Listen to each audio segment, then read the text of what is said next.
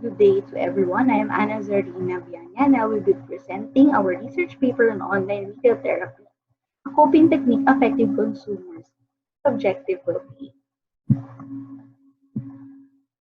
The COVID-19 pandemic has posed threats in the public health and economy of different countries, including the Philippines. This resulted in heightened stress levels of the Filipinos.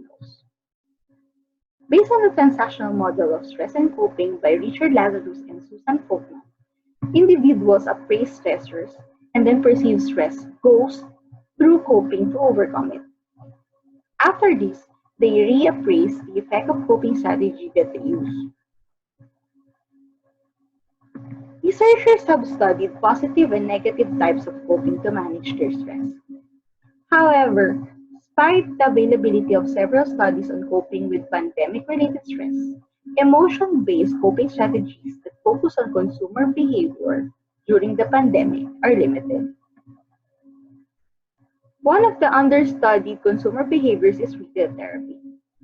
Retail therapy is initially coined by popular press, but is then defined by researchers as the use of shopping driven by negative moods. Its purpose is to repair and reduce negative emotions and alleviate stress. These researchers believe that shopping has therapeutic benefits and is associated with negative emotions as a motivation to purchase. Min Jong Kang and Kim K.P. Johnson studied and developed a scale that would measure the constructs of retail therapy. In their study, they provided the theoretical definition such as mood-alleviated consumption and compensatory consumption. They also studied compulsive buying, hedonic shopping, and impulse buying as constructs of retail therapy. Another study by Courtney Irwin in 2018 described retail therapy as shopping that improves one's sense of well-being. It is said that consumers' motivation to shop is distress or having a need to emotions to negative stigma, which is related to maladaptive practice for consumers, retailers, brands, and shops, is also discussed.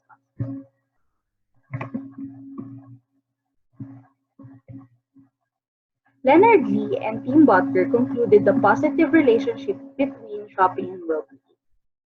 The research mentioned therapeutic utility as another purpose of shopping, aside from buying. The authors prescribed retail therapy as possible solution to mood repair. Most of the research used traditional shopping as a basis to study retail therapy. Santia and Elavaras did a study on online shopping behavior, as there were only a few studies that measured therapeutic effects of online shopping during the COVID-19 pandemic. Hence, the researchers who studied retail therapy argued that it is used to alleviate stress and also has an effect on positive emotions and negative emotions. With this, the authors formulated the research problem that we will solve through this paper. What are the relationships of perceived stress to online retail therapy as coping strategy and online retail therapy to affect and subjective well-being of Filipino consumers? The authors formulated a conceptual framework that is based and modeled after the transactional model of stress and coping, assuming that there is already perceived stress caused by the pandemic. It is hypothesized that perceived stress triggers coping through online retail therapy. To measure online retail therapy, we use the constructs developed by Kang and Johnson in 2011, namely therapeutic shopping motivation, negative mood reduction, positive mood reinforcement, and therapeutic shopping outcome as variables to define online retail therapy. It is hypothesized that online retail therapy as coping method affects positive and negative emotions, and in turn, these emotions have effect on subjective well-being. For the methodology, the research paper has a quantitative, cross-sectional, and exploratory design. For the primary data, we gathered 266 Filipino respondents aged 18 to 40 years old who are at least college graduates, who have been residing in the Philippines, and who have shopped online from March 2020 up to the present.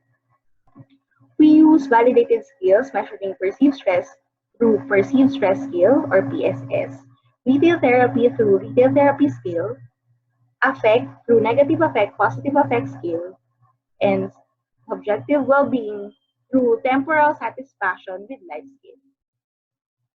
The data were analyzed through Microsoft Excel data analysis and Smart PLS. The validity and the reliability of the questionnaire were tested.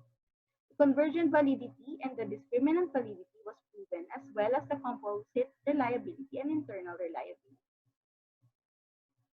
The results show that perceived stress triggers the consumer to adapt a coping method and undergo through coping through online retail therapy. However, its effect on the negative emotions of consumers is only weak to moderate and not associated with positive emotions. This means that the consumer may also have other motivations in online shopping, and the need to repair the mood during the pandemic, although evident, is not compulsory. In conclusion, online retail therapy is used to temporarily uplift negative moods during the pandemic and not as a long-term coping strategy. It has little or no direct effect on positive emotions and subjective well-being. So what are the implications? Online businesses should still put into consideration that the Filipino consumers use online retail therapy as a coping technique during the COVID-19 pandemic. Online retail therapy's effects are regarded as adapting to negative moods rather than provoking positive emotions. So any online transaction that elevates or triggers negative moods resulting in higher level of perceived stress may affect any online businesses or online shopping platforms. This is why online businesses may do the following. They may improve online processes, they may introduce variety of products, they have to ensure the availability of the products that they sell. They also need to set reasonable prices with value, and also they need to focus on customer satisfaction. Thank you very much for listening. And